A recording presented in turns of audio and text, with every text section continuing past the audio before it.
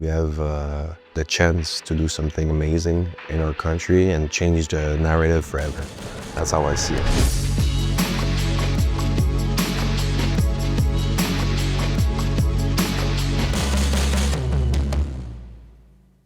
Started to play a bit older than the usual nowadays. I started to play when I was 8 years old. My older brother, he was 11 at the time, had a soccer practice, and I went by because I was the little brother watching his big bro playing, and I was always someone who wanted to move or just spend my energy. And when I played, I was like, yep, this is my game.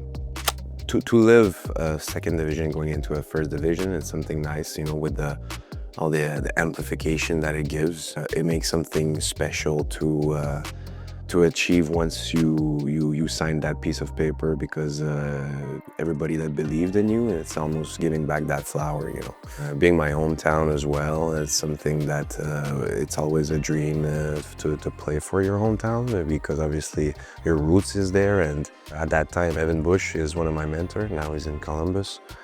Was in his prime in Montreal, so it was very difficult to get some minutes. The second team at that time was phenomenal for me to get my legs going and trying to manage situation and games, and to, yes, prove to yourself and everybody that you have the level and that you can achieve it. I believe for me it was almost a make it or break it moment in terms of where my career was going. Are you gonna stay in the USL? Are you gonna be able to crack a first team roster? Working every single day super hard to get results for the club, and I literally enjoyed it and never looked back since.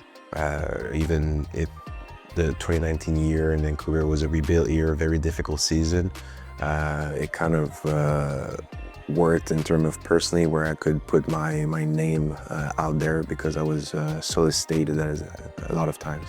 And once again, it was another opportunity to say, okay, you did it in the USL, can you stack games into the MLS now?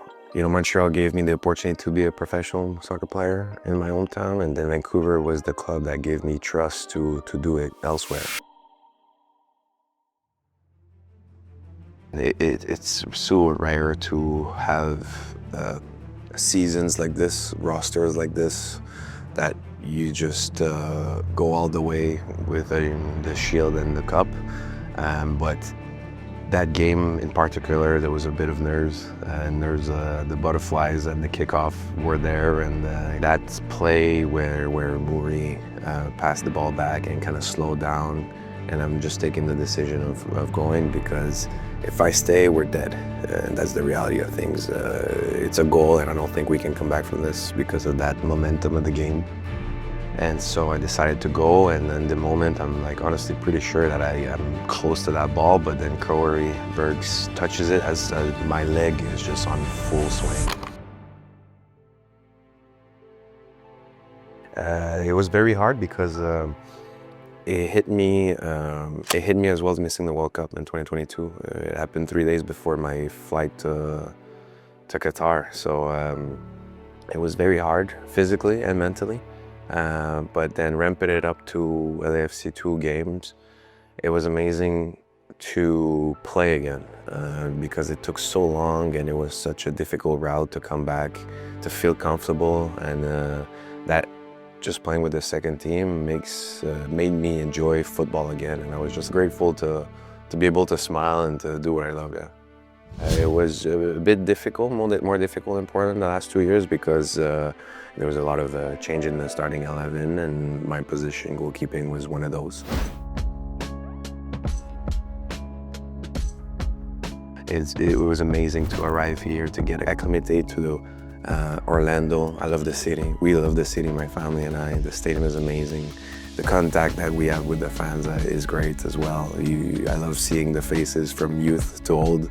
I think we have a great diversity in our stands. And so early in the year, we've got the transitional period, and we are all aware of this, and that with the project that we're building now, and we have to work so hard to to be where we want to be at the end of the season. And post-World Cup, there's going to be 22 finals to get into the playoffs, and there's a lot to play for as well, in the US Open Cup and then the Leagues Cup.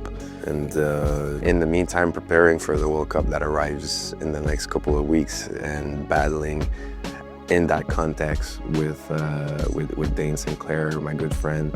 We have a group of guys now. It's like the golden generation, if you allow me that expression, where all the hard work of the past 6-8 years with that group, which bonded together, and we've lived some great wins, some very tough losses, and some adversity and some joy. You have to live those experiences, high and lows, together to make that group rich in experiences, and now we're at that point. Yeah, I'm super proud. It's like the biggest accomplishment that you can make, or it's to represent your country at the highest level.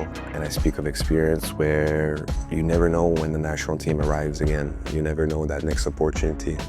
So you have to give everything every single time. There's 40 million Canadians that we will present every single time that you put the jersey. It is something special. So proud, a lot of emotion. International football is quite special.